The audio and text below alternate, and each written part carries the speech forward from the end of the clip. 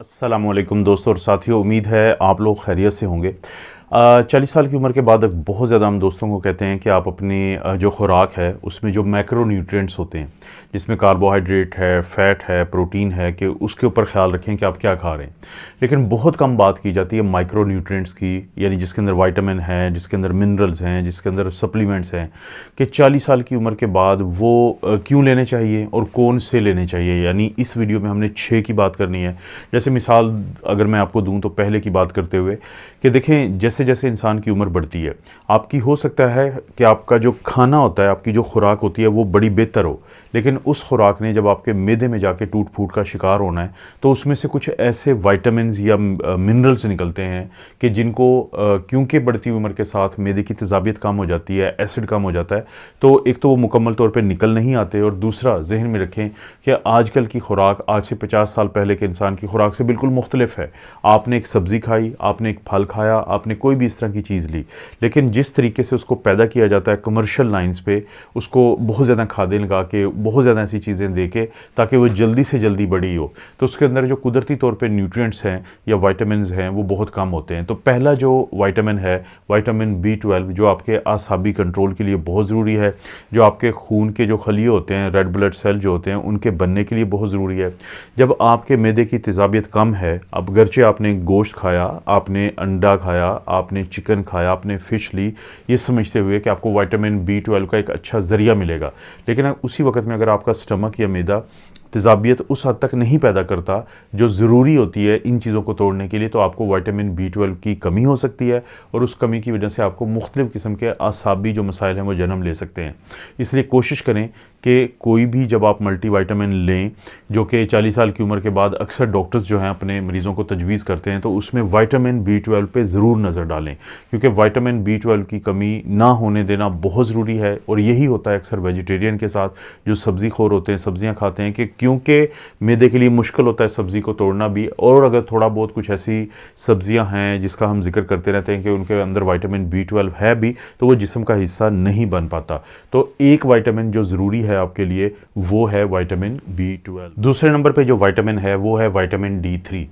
जो बच्चे होते हैं और बुज़ुर्ग होते हैं उनके अंदर तो विटामिन D3 की कमी की सबसे बड़ी वजह हमें ये देखने में आती है कि क्योंकि बच्चों को हम ज़्यादा बाहर नहीं निकलने देते, और बुज़ुर्ग जो हैं अपनी सेहत की वजह से बाहर नहीं निकलते। तो जब ये दो कैटेगरी बाहर नहीं जाती तो सूरज की शुआएँ सबसे बड़ा ज़रिया हैं, आपकी जिल्द के ज़रिए वो विटामिन D3 को बनाती हैं। तो इन कैटेगरीज़ में तो समझ में आती है, लेकिन 40 साल की उम्र में आखिर क्या वजह है। बहुत दफ़ा हमने देखा है कि लोग या तो दफातर में काम करते हैं, ऑफिसेज़ में काम करते हैं, या फिर बहुत सारे लोगों को अपनी स्किन कलर का होता है कि कहीं हम काले ना हो जाएं, हमारा रंग जो है वो डार्क ना हो जाए, तो इसलिए वो सूरज की रोशनी से अपने आप को एक्सपोज नहीं करते गर्मियों में, और सर्दियों में सूरज की रोशनी इतनी ज़्यादा या शुआएँ इतनी ज़्यादा नहीं होती कि वो विटामिन D3 बना पाएँ। अब विटामिन D3 की कमी बहुत ज़्यादा लोगों में देखी जा रही है, और इसका मसला, इसकी वजह से मसाइल क्या जन्म लेते हैं। विटामिन D3 की कमी आपके कैल्शियम की कमी की तरफ लेके जाके आपकी हड्डियों को कमज़ोर करती है, हमारा जो इम्यून सिस्टम होता है, हमारा मदाफ़ती निज़ाम होता है वो कमज़ोर पड़ता है,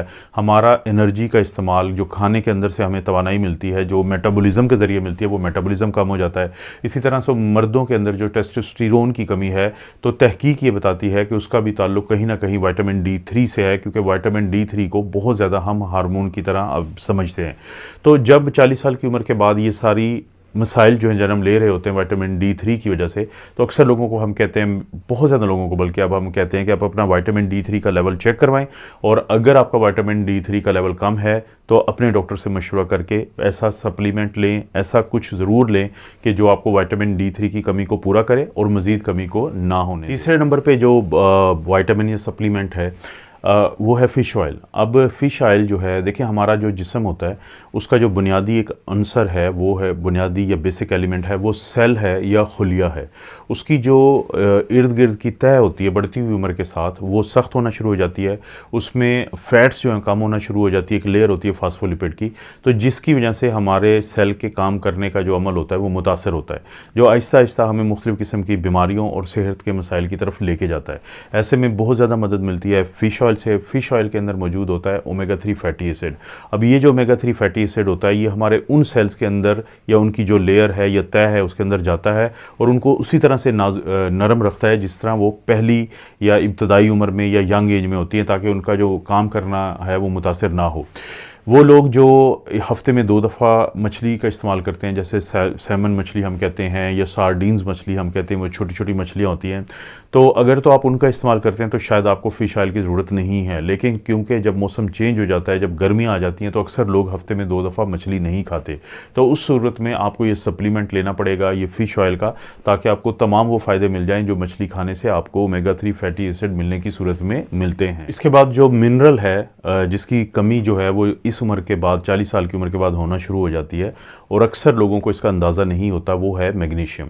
आप यहाँ से अंदाज़ा करें कि हमारे दिल की और खून की नालियों की सेहत के लिए, जैसे हम कहते हैं, पोटेशियम बहुत ज़रूरी है। अगर किसी में पोटेशियम की कमी हो और उसको हम बाहर से पोटेशियम दें और पोटेशियम ठीक ना हो रहा हो, तो आखिरकार हम मैग्नीशियम चेक करवाते हैं, क्योंकि मैग्नीशियम की कमी बाकी तमाम जो मिनरल्स हैं, बाकी जो आपके इस तरह की चीज़ें होती हैं जो आपकी सेहत के लिए ज़रूरी हैं, तो उनकी कमी को पूरा नहीं होने देती। तो मैग्नीशियम क्योंकि अक्सर खानों के अंदर मैग्नीशियम कम होता है जो हमारी रोज़ाना की खुराक होती है, तो मैग्नीशियम की कमी जो है वो 40 साल की उम्र के बाद सेहत के वो मसाइल जो सबसे अहम हो जाते हैं, जिसमें दिल का मसला है और खून की नालियों का मसला है, तो उनसे मुतल्लिक है, उनकी हेल्थ के लिए ज़रूरी है। क्योंकि वो लोग जिनमें मैग्नीशियम की कमी होती है उनमें खून की नालियों की जो सख्ती होती है, जो तंगी होती है, जिसको हम आर्टीरियोस्क्लेरोसिस कहते हैं, जिसकी वजह से फिर दिल के ऊपर भी दबाव पड़ता है और इसी तरह से दिल के पट्टे और दिल की अपनी खून की जो नालियाँ कोरोनरी आर्टरीज़ हैं उनकी भी जो हेल्थ है या सेहत है वो मुतासर होती है। तो मैग्नीशियम एक ऐसा मिनरल है कि जब भी आप कोई मल्टी विटामिन सिलेक्ट करते हैं तो ज़रूर देखें कि उसके अंदर मैग्नीशियम है या नहीं।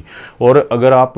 जिसको कहते हैं सेफ साइड पे चलना चाहते हैं तो कोशिश करें कि हर कुछ महीनों बाद या 1-2 साल के बाद अपने ब्लड का एक छोटा सा टेस्ट होता है, मैग्नीशियम ब्लड लेवल है, वो चेक करवा लें। और अगर आपका मैग्नीशियम कम है तो आप कुछ खुराकें इस्तेमाल कर सकते हैं। इसके ऊपर भी मैंने वीडियो बनाई हुई है कि मैग्नीशियम वाले कौन से खाने होते हैं। लेकिन अगर आप जल्दी इसको पूरा करना चाहते हैं तो जो सप्लीमेंट्स मिलते हैं,